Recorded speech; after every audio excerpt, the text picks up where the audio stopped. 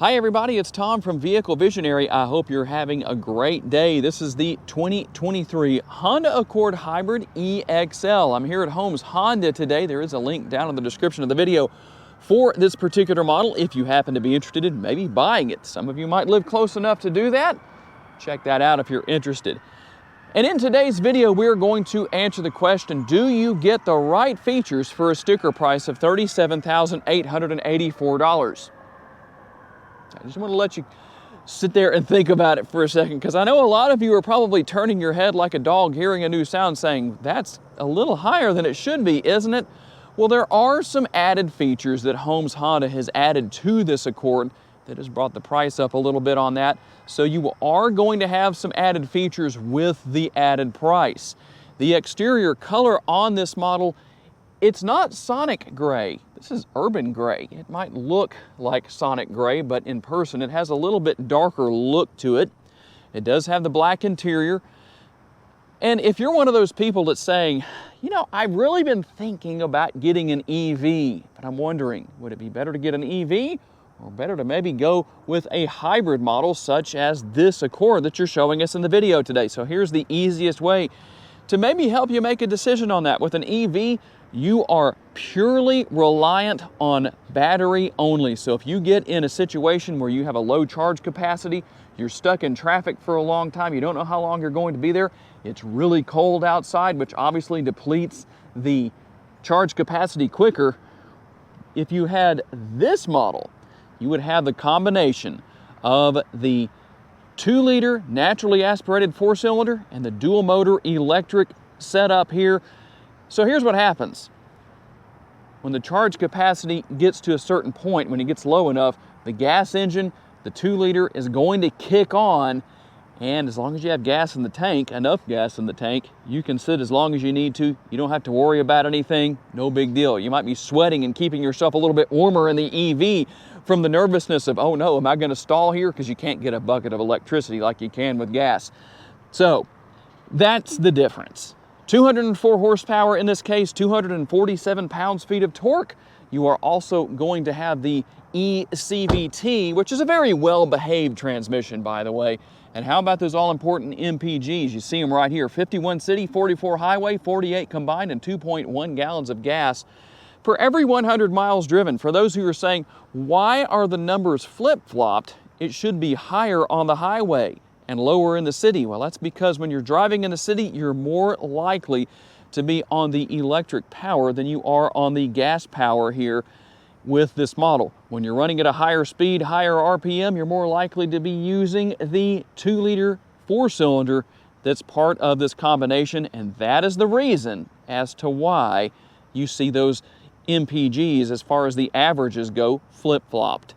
And as far as the additions that brought the price up to $37,884. Well, first of all, we're going to have wheel locks. That's what this is right here.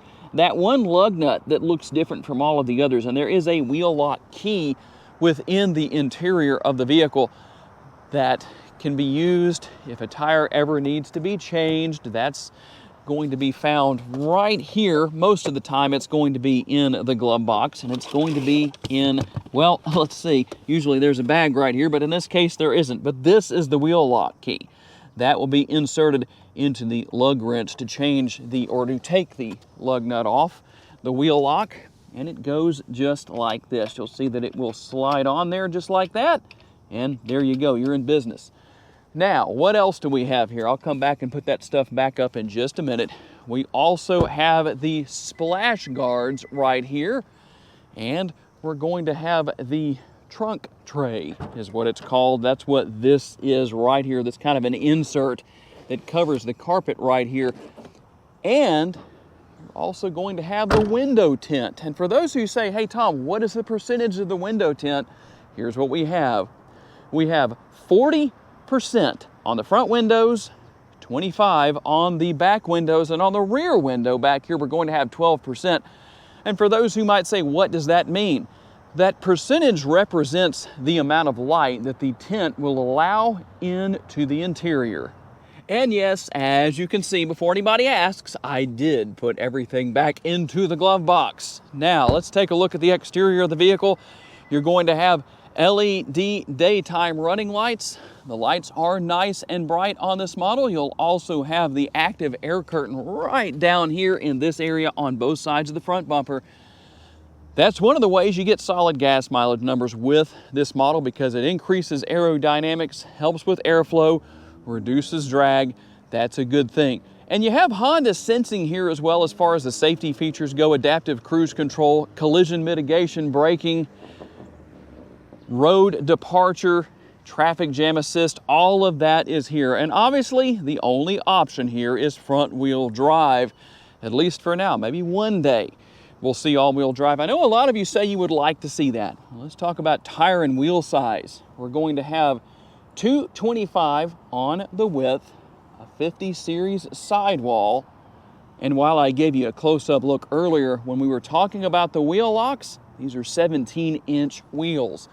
And one thing that you often run into with a hybrid model of any vehicle is going to be a difference in cargo capacity. Not here, 16.7 cubic feet, no matter if you go hybrid or non-hybrid. So that's a good thing. You're actually not going to lose any space. And yes, I have been listening to a lot of you who have said a lot of people do not fold down the seats, both sides here. Let's see if I can get both sides to fold down. And there we go. Both sides folded down now, so you can see how that looks with not just one side, but both sides. We'll even take a look back here. And you saw that all I did to do that was pull on the release on each side. And there is what it looks like with the pass-through that allows for maximizing cargo capacity.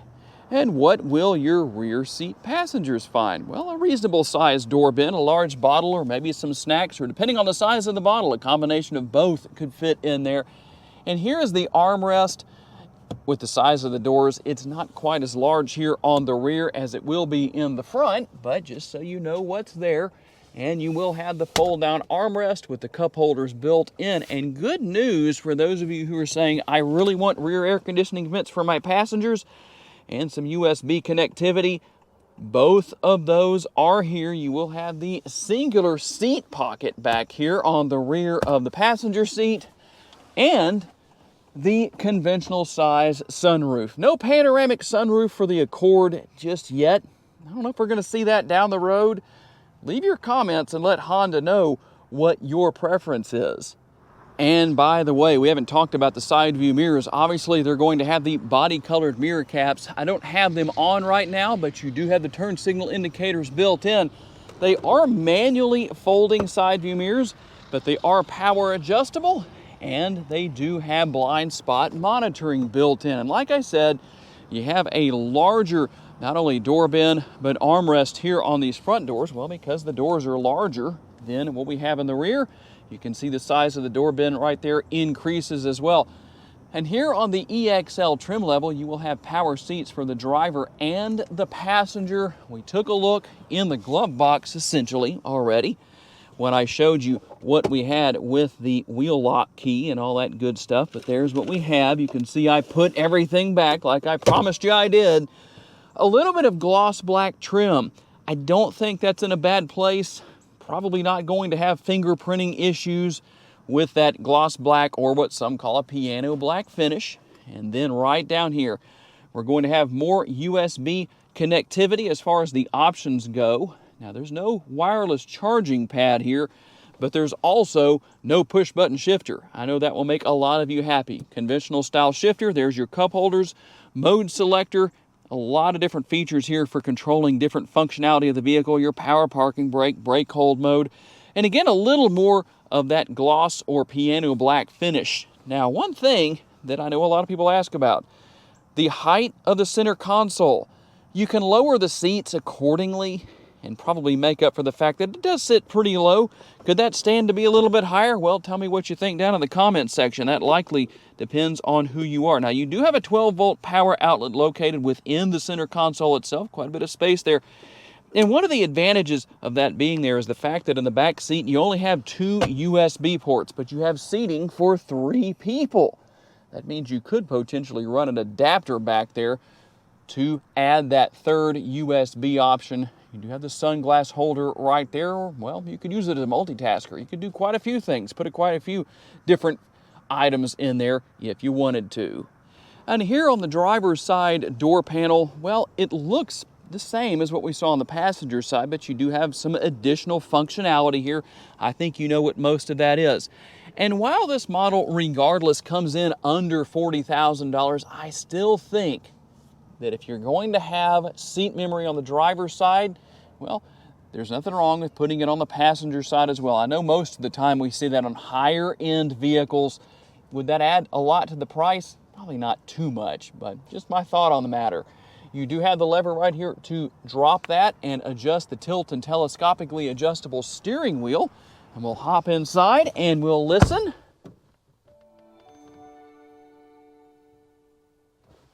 And let you see what comes up there on the dashboard, the hybrid logo.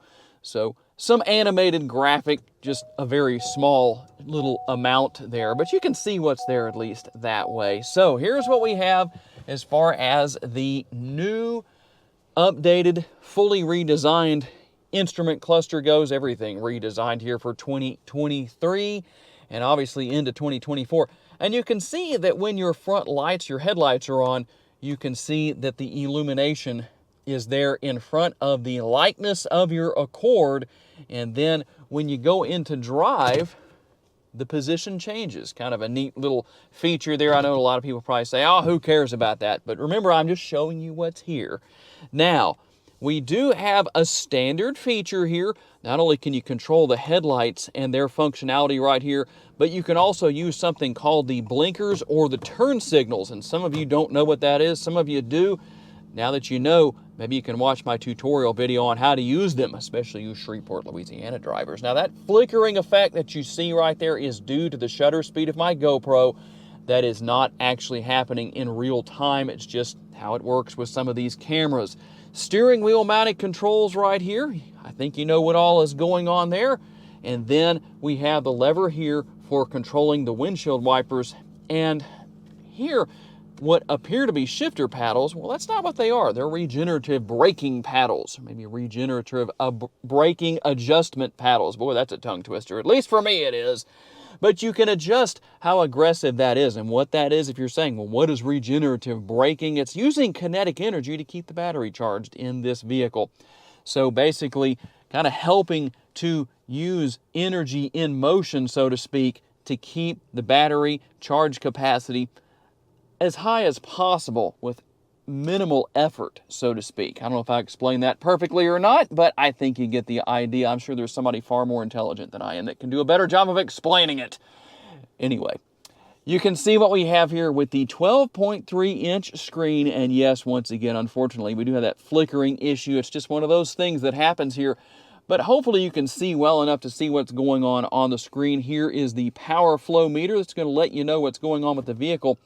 And once we get out and start driving later on, you'll actually see more numbers show up on here as far as the gas mileage and all that good stuff goes. This is a very nice screen. Now at a 90-degree angle, makes it a little bit easier to avoid the glare from the sun. And you also have all of your vehicle settings here. Very nice graphics, by the way, from Honda. I think they've done a good job here. Even though I know a lot of people aren't necessarily worried about that. Again, my job here is to show you what's here. We're not going to go through every single little feature, but that's what we have as far as that goes. In fact, that reminds me of one thing I do need to show you that I haven't yet, which is going to be the remote. This is a smart key. It's a proximity key. You do have the walk-away feature, and you have remote start.